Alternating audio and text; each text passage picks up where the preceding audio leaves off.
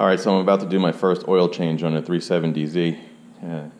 Mobil 1 5W30 and the 108A filter, which is a joke. This is, my John Deere mower has a bigger filter than this, so that kind of sucks.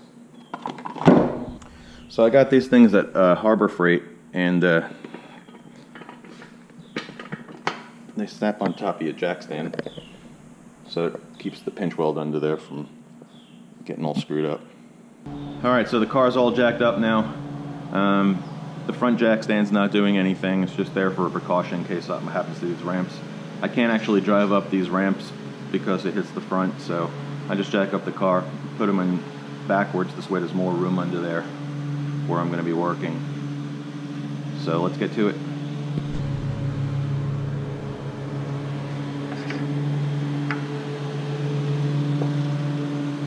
Okay, so I'm looking under the car now, and there's a gigantic piece of plastic covering up where the oil filter is, so it looks like it has, I don't know, 15 or 16 bolts. I'm sure they're 10 millimeter.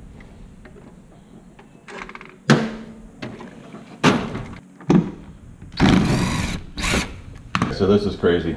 There's 6 plastic push pins, and then there's 16 bolts, 10 millimeter bolts, to get that plastic cover off. I know it's probably hard to see them, but 3 of those plastic fasteners on each side are right in front of the wheel. There's one here, there, and then right back there. So I was wrong. There's actually 7 additional of the plastic fasteners, and then there's 5 Phillips head screws. One of them I couldn't get out, but it didn't hold the cover in. So here's what the cover looks like when it's out, and I didn't realize it. This is a separate piece, and behind this is where there was additional fasteners holding it up. Here's the screw I can't get out, but anyway, it's kind of gross down there, so I'm going to clean that out, obviously, before I put it back in. Okay, so here's what we got. Here's the drain plug, here's the oil filter, that's pointing towards the passenger side.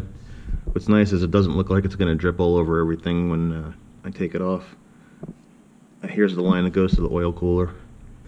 Alright, so this oil was last changed at a dealership, so who knows how tight this bolt's going to be. Surprisingly, it wasn't. So just letting the oil drain out. Looks pretty clean. So since this is the first time I'm doing an oil change in this car, I don't have one of these caps that fits the end of the oil filter. But I do have one of those wrenches. It wasn't too tight anyway. Alright, so everything's just about drained. I'll give it a few more minutes. Alright, so I got a new copper washer. I'm going to put it on the plug and get this thing bolted in. Alright, so everything's cleaned up. Oil filter's on. Plug is back in. Everything's torqued properly. But I did notice something. If you look at the rack and pinion, you can see that this boot is wet. So it's got a leak somewhere. That's not good.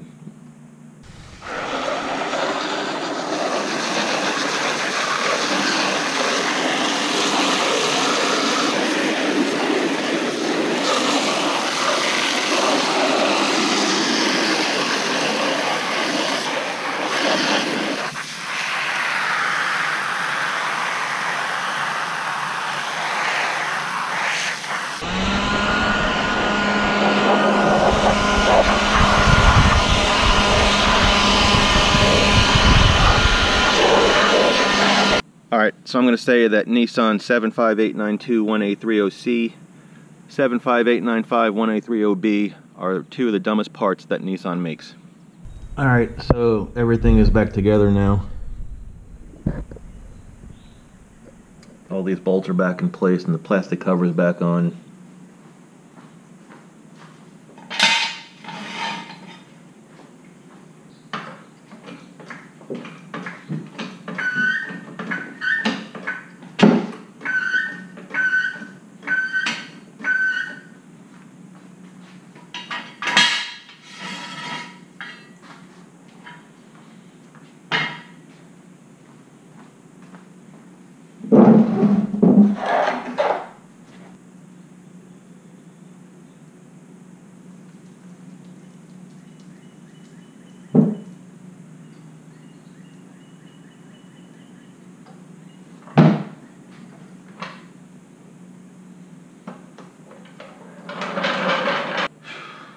so a friggin' hour and a half later, the car's back on the ground and we can finally start putting the oil back in.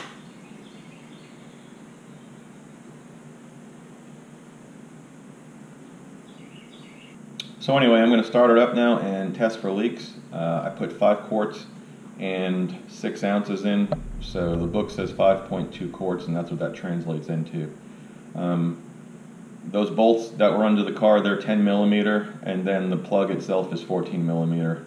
And also that oil filter was Mobil 1 M1 108A, which is the extended life. They didn't just have the regular one. So, but anyway, hopefully you learned something from this. I know I did.